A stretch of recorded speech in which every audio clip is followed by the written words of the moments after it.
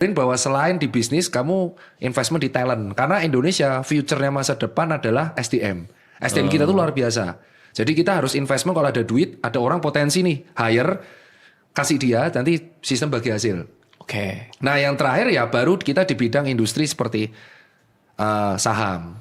Oke. Nah dari saham tersebut aku melihatnya tren. Nah itu yang ngajarin dosen-dosenku semua. Jadi aku harus baca dulu financial statementnya, ininya gimana, annual langkahnya report gimana. Baru akhirnya kita, oke aku kesini gitu. Berarti kalau investasi di Porto Dr. Tirta ada saham, obligasi ada nggak? Obligasi enggak ada. Nggak ada. Nggak ada. Bitcoin? Enggak. Nggak ya, pokoknya Bitcoin saham aja.